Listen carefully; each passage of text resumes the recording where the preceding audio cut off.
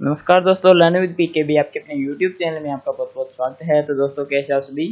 आज की वीडियो में यार वीएलडीए और पीएयू का जो एटी वाला एग्ज़ाम है उसकी प्रिपरेशन शुरू करने जा रहे हैं। और मैथमेटिक्स का जो एरिया वाला चैप्टर है 10th क्लास का, उसी को हम इसके अंदर देखने वाले हैं। इसी के इम्पोर्टेंट फॉर्मूलाज आपको बताऊँगा। जिनको कुछ भी नहीं आता यार इस चैप्टर के बारे में, वो इस वीडियो को ज़रूर देखें, क्योंकि बेसिक से लेकर हम चलने वाले हैं। जिनको काफ़ी कुछ पता है वो इस वीडियो को या तो फास्ट कर सकते हैं स्पीड, अगर उनके पास टाइम नहीं है, या फिर अगर आपको लगता है कि सब कुछ आपको आता है तो भाई आपकी मर्जी, आप वीडियो को स्किप भी कर सकते हो। वीएलए वाले स्टूडेंट्स को मैं हर बार बोलता हूँ कि बुक है आपके लिए, डिस्क्रिप्शन के अंदर लिंक है, परचेज कर सकते हो। वो भी आपकी मर्जी, अगर आपको एग्ज़ाम क्रैक करना है तो आप कर सकते हो। तो सबसे पहले यार बात करते हैं रेक्टेंगल की। तो रेक्टेंगल क्या होता है आपको पता होगा, आयत जिसको हिंदी में हम बोलते हैं। इस तरह की शेप जिसकी होती है, ये देखिए, लेंथ जो है उसकी ब्रेथ से हमेशा ज़्यादा रहती है। लेंथ और ब्रेथ उसकी सेम नहीं होती है। यहाँ पर मैं बना, जो आपको सामने डायग्राम दिखाई दे रहा है इस तरह का होता है। ये इसकी मान लीजिए लेंथ, और ये होगी इसकी ब्रेथ, यानी कि लंबाई जो है वो चौड़ाई से इसकी ज़्यादा रहती है। या फिर हम कह सकते हैं कि इक्वल नहीं होती है। भी ये भी तो हो सकता है ना, कि इसकी चौड़ाई इस तरह से दे दी, और ये देखिए, ये भी तो इस तरह से, ये लाइनें थोड़ी सीधी होगी क्योंकि मैं इसके ऊपर बना रहा हूँ तो सही से मेरे से नहीं बन रही है। बाकी यहाँ पर स्केल वगैरह लेकर मैं सीधी बना सकता हूँ, लेकिन उसके अंदर टाइम लग जाएगा। तो आप इसी के अंदर एडजस्ट कर लीजिए। मैं आपको बता देता हूँ, एल और बी आप इसको मान कर चलिए। तो इनके फॉर्मूला किस तरह से करने वाले हैं यार। एक तो होता है इनका पेरीमीटर। तो पेरीमीटर क्या है, ये अगर मैं आपको बोलूँ कि ये पॉइंट है, इसको मैं थोड़ा अलग कलर से आपको समझाता हूँ। ये पॉइंट है, ठीक है, और आपको यहाँ से चलना है, इस पॉइंट से इस तरह से घूम के इधर जाओ, फिर इधर जाओ, फिर इधर जाओ, और फिर इधर जाओ। यहाँ पर आना है और चलना क्या है, ये लाइन जो है ना, इसी के ऊपर चलना है। तो आपको कितना एरिया जो है ट्रेवल करना पड़ेगा, उसको बोलते हैं पेरीमीटर। पेरीमीटर या फिर परिमाप, पेरीमीटर, ठीक है। पेरीमीटर क्या किस तरह से निकालते हैं, इसका एक फॉर्मूला होता है 2 × L + B।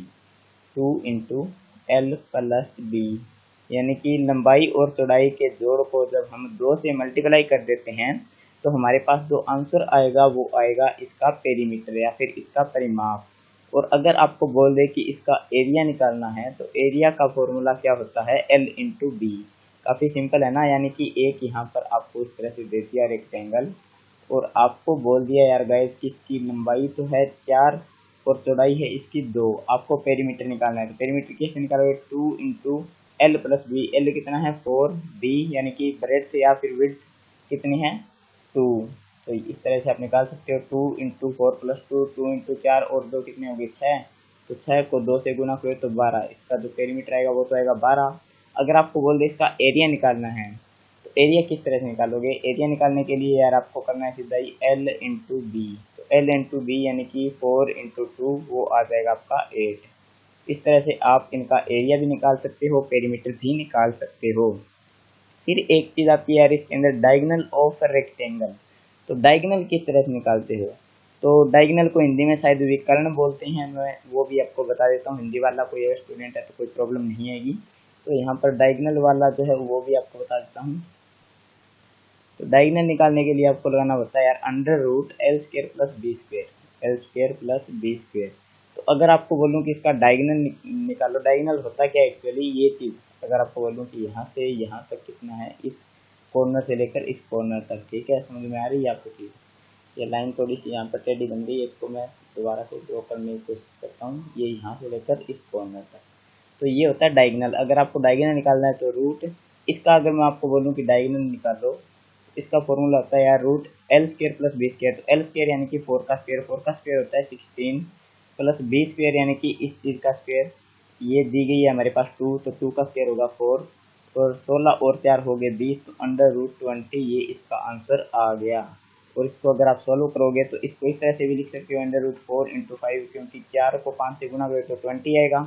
तो यहाँ पर इस तरह से लिखोगे, तो अगर 4 का हम रूट निकालते हैं तो वो होता है 2, और √5 अंदर रह जाएगा। तो इस तरह से भी आप इसको कर सकते हो।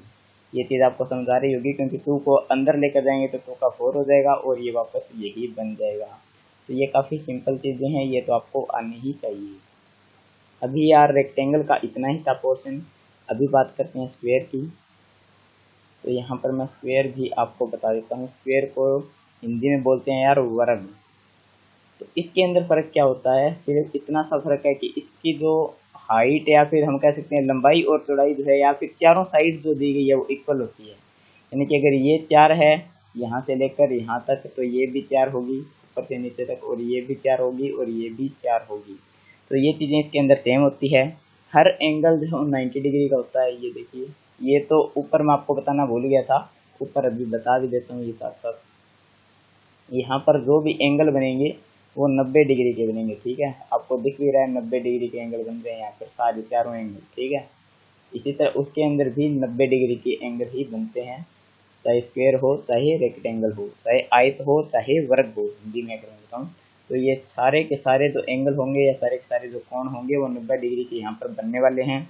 इसके फॉर्मूला क्या होते हैं यार, पेरीमीटर का फॉर्मूला, पेरीमीटर आपको पहले बता चुका हूँ होता क्या है, और फॉर्मूला तो हर जगह अलग अलग रहेगा। तो पेरीमीटर का फॉर्मूला होता है यार 4 इंटू साइड। यानी कि यहाँ पर एक सपोज करिए आपको एक इस तरह से वर्ग दिया गया है और आपको बोल दिया कि इसकी साइड है 6, तो एक साइड बता दी तो आप समझोगे कि वर्ग है तो सारी साइड 6 ही होगी। अगर 6 इसकी दी गई है तो सारी 6 की ही होगी। 4 इंटू साइड इसका पेरीमीटर हो जाएगा। 4 इंटू साइड कितनी दी गई है 6, 24 इसका परिमाप या फिर पेरीमीटर आ जाएगा। एरिया का यार इसका फॉर्मूला होता है साइड इंटू साइड। यानी कि सपोज करिए कि इसकी साइड 6 दी गई है तो 6 इंटू 6, तो 36 इसका एरिया आ जाएगा। सपोज करिए यहाँ पर अगर 8 दी गई होती इसकी, यहाँ पर अगर लिख दिया 8 है तो आप क्या करते, 8 को 8 से गुणा करोगे 64 आंसर आएगा और यही इसका एरिया निकलेगा, ठीक है। पहले उसका डायगोनल निकाल लेते, डायगोनल यानी कि ये वाली चीज़। तो इसके डायगोनल का फॉर्मूला होता है यार गाइस, डायगोनल, तो इसके डायगोनल का फॉर्मूला होता है √2 इंटू ए का मतलब है साइड। यानी कि अगर आपको ये चीज़ दी गई है 8 इसकी साइड है तो √2, सॉरी मैं यहाँ पर दोबारा से इसको लिख देता हूँ, √2 इंटू ए यानी कि इसकी साइड है जो 8 दी गई है तो √2 इंटू 8 है। तो इस तरह से आप इसका जो है डायगोनल भी निकाल सकते हो, तो कोई दिक्कत आपको नहीं आएगी। और कोई आ रही है तो यार कमेंट बॉक्स के अंदर कमेंट करके मेरे से पूछ सकते हो। फिर बात आती है यार पैरेललोग्राम की, तो इसको मैं सोल्व कर देता हूँ। तो पैरेललोग्राम क्या होता है, एक दिन मैंने आपको बताया था, पैरेललोग्राम को अच्छी तरह से समझाया था क्या चीज़ होती है।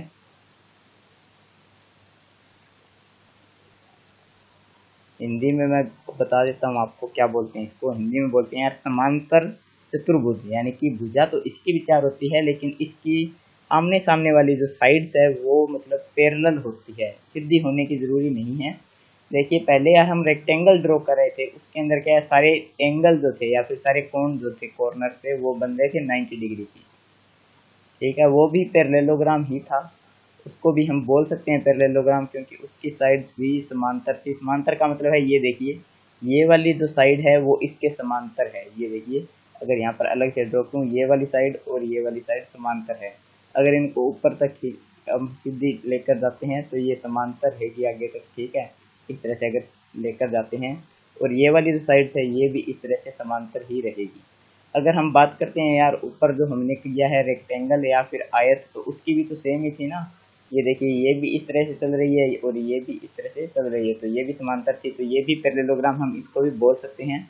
लेकिन जो पैरेललोग्राम हमें दिया गया है उसको हम रेक्टेंगल नहीं बोल सकते। इनके अंदर फ़र्क ये होता है कि यार उसके अंदर सारे जो कोण थे वो 90 डिग्री थे, लेकिन यहाँ पर 90 डिग्री का एंगल नहीं बन रहा है। तो कोण यहाँ पर जो है वो सारे 90 डिग्री के नहीं बनेंगे। और इसके अलग अलग यहाँ पर हाइट भी हमें इसकी मापनी होती है। इस तरह से इसकी हम हाइट मापते हैं यहाँ से लेकर, और हाइट को हम मान लेते हैं h। तो सबसे पहले तो आपको बताता हूँ इसका एरिया किस तरह से निकलेगा। तो एरिया निकालने के लिए यार हमें करना पड़ता है, एरिया निकालना है अगर पैरेललोग्राम का, तो हमें करना है base into height, base into height. आप इनका यार स्क्रीनशॉट लेते चलिए। ये देखिए ए बी सी और डी, तो ए से लेकर बी तक की जो दूरी दी गई है, सपोज कर लीजिए यहाँ पर हमें दे दिया 4 और इसकी हाइट हमें दे दी 3। तो हमें अगर इसका एरिया निकालना है तो हम क्या करेंगे 4 इंटू 3 और वो क्या होगा 12। इस तरह से हम निकाल सकते हैं एरिया ऑफ ए पैरेललोग्राम, या फिर समांतर जो चतुर्भुज जो होता है उसका इस तरह से हम एरिया निकाल सकते हैं। बेस इंटू हाइट हमें डायरेक्टली करना है और सिंपल है यार काफ़ी। और इसका पेरीमीटर किस तरह से निकालेंगे, एरिया तो मैंने आपको बता दिया। अगर आप पेरीमीटर को मैं शॉर्ट में पेरी ही लिख देता हूँ, आप समझ जाइएगा।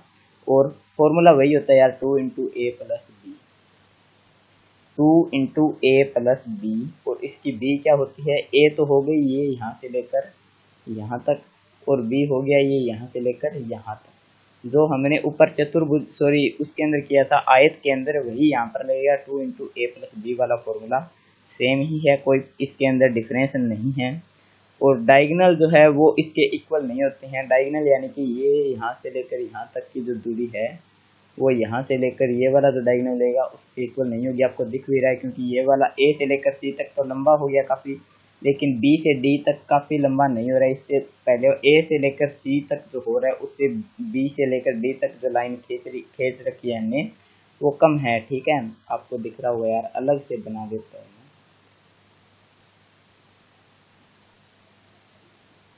ये देखिए, अगर मैं यहाँ पर बनाता हूँ, ठीक है, तो ये वाली जो दूरी है ये इससे कम है ना, ये अब जो बना रहा हूँ इससे, ये तो ज़्यादा लंबा हो गया, ये कम है, तो इसके डायगोनल जो इक्वल नहीं होते हैं। इसलिए आपको बेनिफिट यहाँ पर ये मिलेगा कि डायगोनल का फॉर्मूला आपको नहीं याद करना है। ठीक है, अभी यार इसके बाद एक आता है ट्रेपिज्म। तो ट्रेपिज्म भी आपको करवा देते हैं थोड़ा सा, एक बार मैं इसको एडजस्ट कर लेता हूँ स्क्रीन को। और ट्रेपिज्म को हिंदी में बोलते हैं यार समलंब चतुर्भुज। ठीक है, समलंब चतुर्भुज, आपको ये ध्यान रखना है। मतलब जो हिंदी वाले स्टूडेंट्स हैं उनके लिए बोल रहा हूँ मैं, इंग्लिश वालों को मैं ये नहीं कह रहा कि आपको हिंदी में पता होना ज़रूरी है। आपकी मर्जी है, अगर आप पता करना चाहते हो कर सकते हो, लेकिन ज़रूरी कुछ भी नहीं है। ट्रेपिज्म आपको करना है यहाँ पर। ट्रेपिज्म का भी बता देते हैं यार। तो जैसा कि आपको मैंने बताया हिंदी के अंदर समलंब चतुर्भुज, चतुर्भुज से आपको पता चल रहा है यार भुजा तो इसकी भी 4 होगी और इसकी 4 होगी, लेकिन किस तरह से होगी, इस तरह से। ठीक है,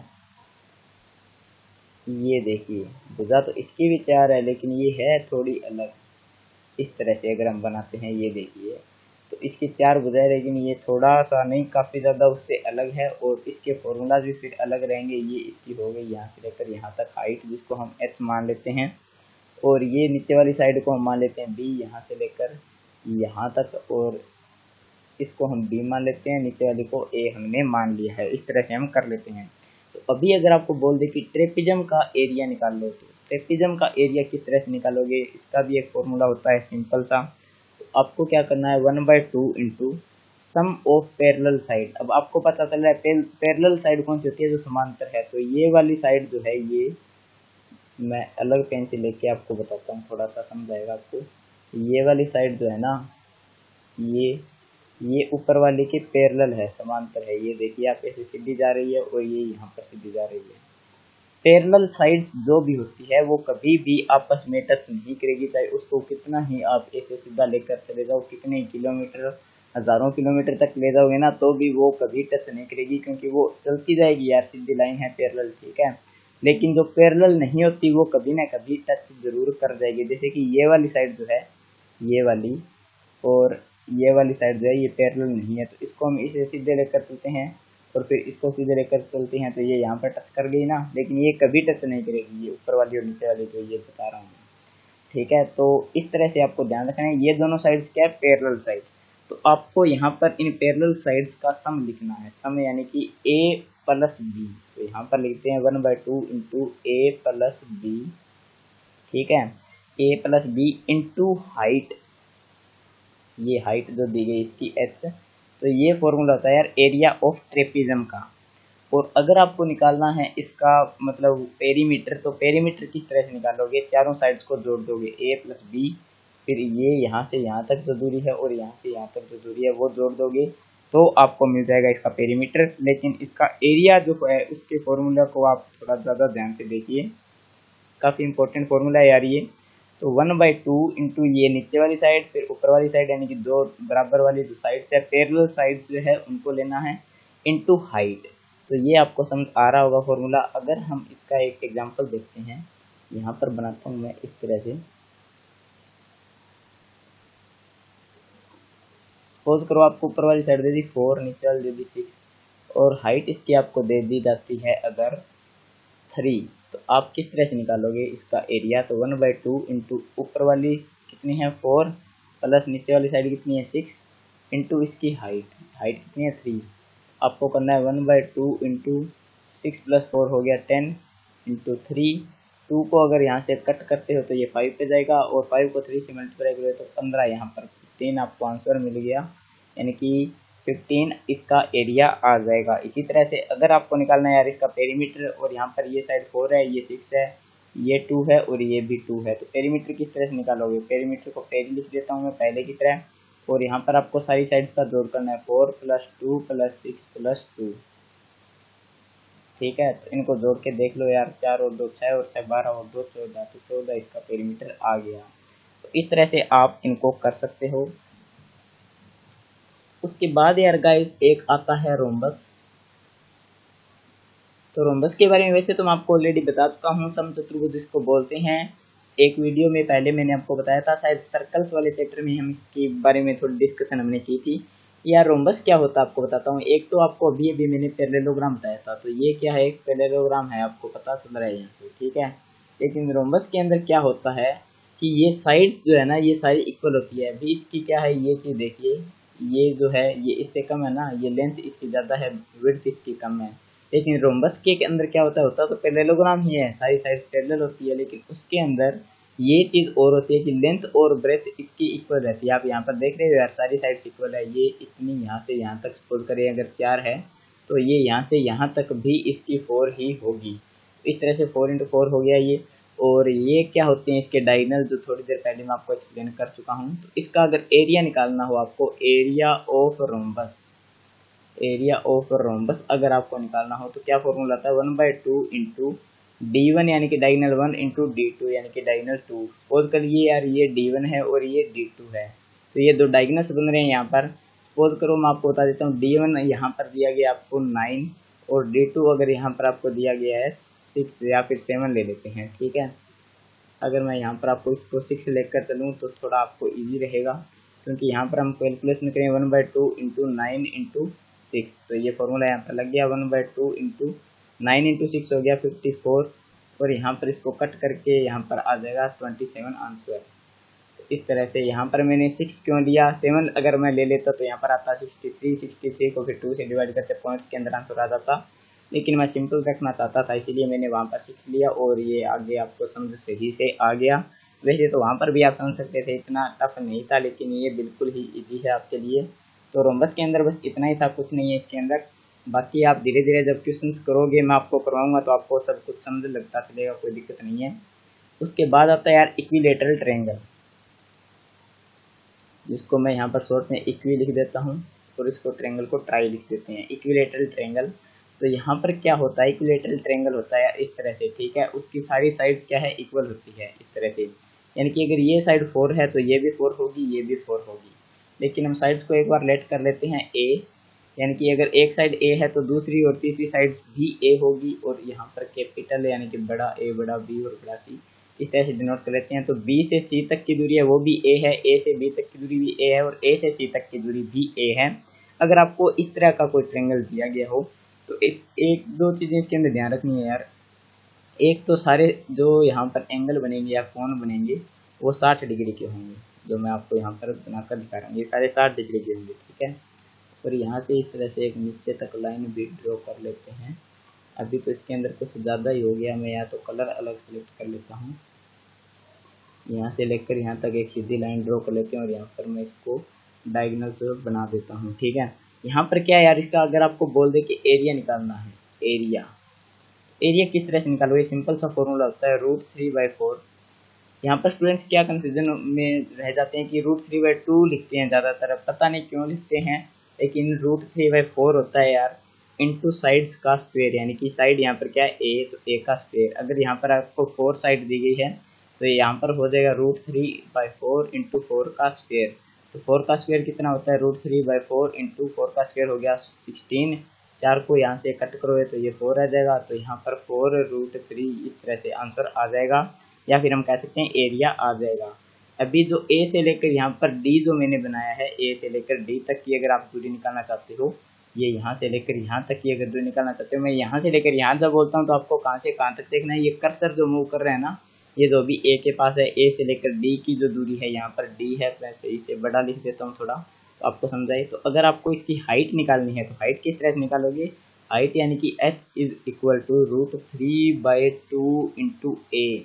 तो यहाँ पर ये ध्यान रखना आपको, ये डॉट जो लगाता हूँ मैं, ये इंटू के लिए लगाता हूँ लगभग हमेशा ही। तो अगर आपको 4 इसकी साइड दी गई है और आपको हाइट निकालनी है तो √3/2 और साइड इसकी दी गई है 4, तो इस तरह से आप इसको सोल्व कर लीजिए तो इसका आंसर आ जाएगा 2√3।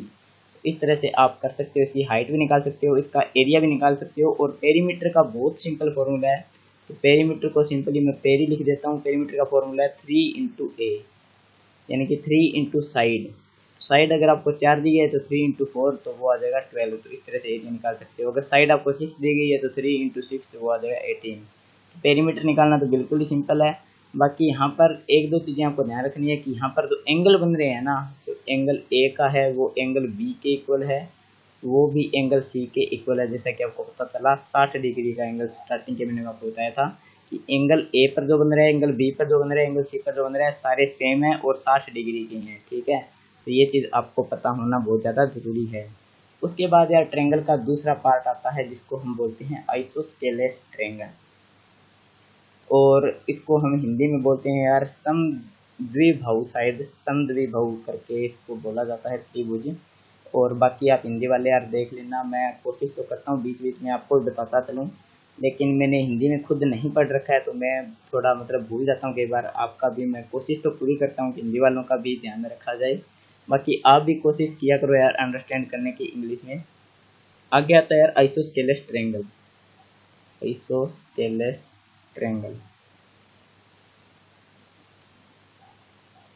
आइसोस्केलेस ट्रायंगल के अंदर क्या होता है, तो आइसोस्केलेस ट्रायंगल यार इस तरह का होता है जिसके अंदर दो साइड हमेशा इक्वल होगी ही होगी।